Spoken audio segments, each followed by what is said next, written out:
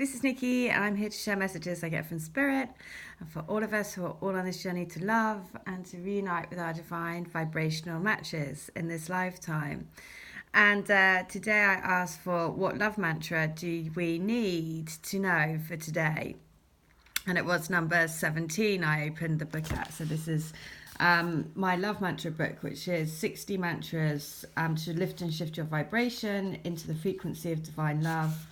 And so the idea is that anytime you look at the clock and see what minute it is, you go to that particular mantra, repeat it for 60 seconds, and it lifts and shifts your vibration. It's basically like sending little love bombs out to the universe. And so today it is our bodies, our souls, our oneness is what we were created for. Our bodies, our souls, our oneness is what we were created for. And 17 is 8, 8 is infinite, and this is an infinite and an endless love.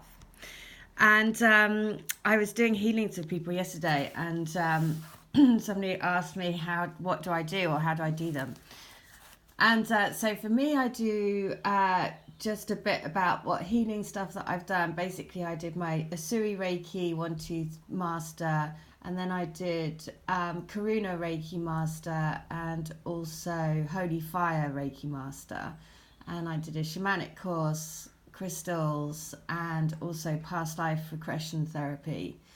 And also I did some, and I've done like an angel course and a psychic course as well. And various other things that have all sort of like led to where I am now. And basically when I do healings with people, what I do is I lie down and I place the crystals on me, where I'm guided to. And then I connect to your energy, and then for me everything comes like I see everything, so it feels like it's a movie. And I see it, and I get a song, and basically it comes through like that. And a mantra comes through as well to say, because part of the healing is not just showing you what your soul wants you to know, but it's also about giving you a tool to go away with that lifts and shifts your vibration, which is why mantras are so powerful at doing that, because it's a constant affirmation to the universe that you're lifting and shifting your vibration, and putting into your reunion bubble what you need, because it comes from your soul. And so they have to happen at the right time, right? Especially with the healings, because I need to have a quiet space. I need to be able to connect with your energy. For me, it's very meditative, so I have to go into a meditative state. And of course, all of the things have to line up in order for that to happen. And it's always, basically the other thing is it's always out, basically in divine timing, it's always out of my hands. But they have this habit of happening always at the right time. And then when I hear back from the people, they're like, no way, I needed this exactly at this point. And then I draw some cards as well. So at the end of the session, I draw some cards to see what they want to, what guidance they want to give. So, and it's just always a lovely experience. It always it's kind of always crazy, because everything's always so unexpected. Never know what I'm going to see. Always, and quite often it's very abstract. And so what it does for the person is it opens that doorway for more and more things to come through. It's not like you have the healing and then that's it. You have the healing, and it will open up, and it will open the door for more and more synchronicities to come through. And then very often it will be a few weeks later that pieces of the jigsaw will start coming together, because it's opened a doorway for you.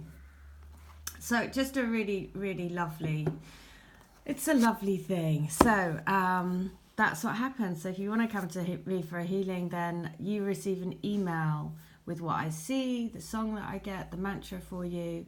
And it is basically an account of what I see when I connect to your and your twin's energy. So, and somebody asked me, do you do it for anything else? And yes, basically I do it for anything that you want to set the intent for your healing. So it could be, it doesn't have to be around your twin. It can be anything. We just need to put an intent into the actual session. And then your energy will really dictate what happens and what I see. And so that's also why it's really important for me. I never want to know information beforehand, because I don't want to think that I've thought that based on having any prior knowledge.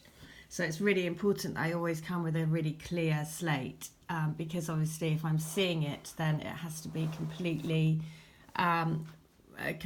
fresh to me. So anyway, that's a bit on the healings.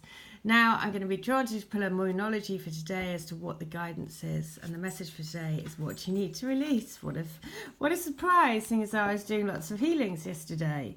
And I'll tell you straight away what it is, because I also did a reading for my mum yesterday, who's in a twin flame dynamic as well, and this came up for her. It's basically going over and over things in your head, replaying what's happened in the past, right? And analysing everything. That's what you need to release. You need to release all of that and have a fresh slate, just like I said when I do the healing.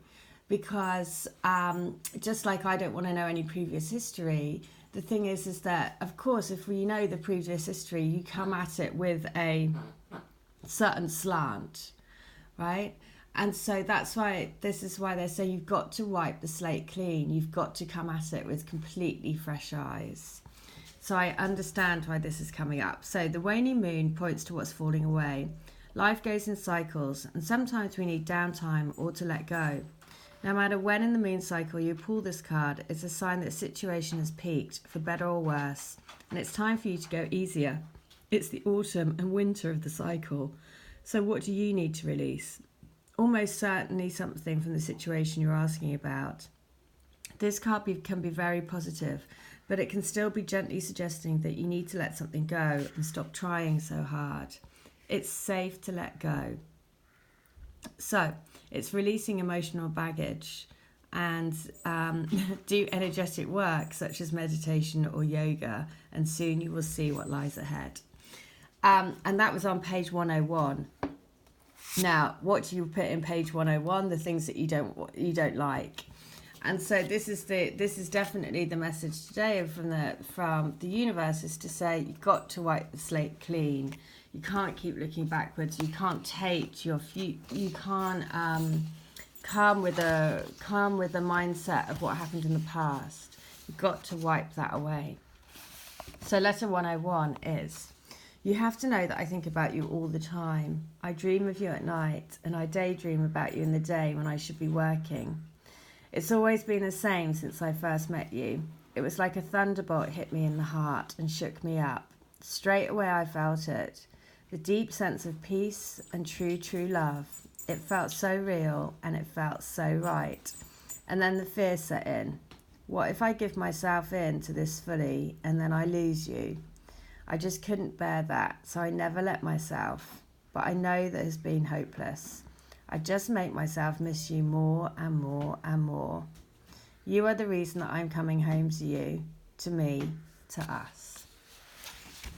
Okay, so I get that such a lot about that fear of what if I really let myself go and I really came and was with you. I just couldn't imagine what it would feel like to not have you.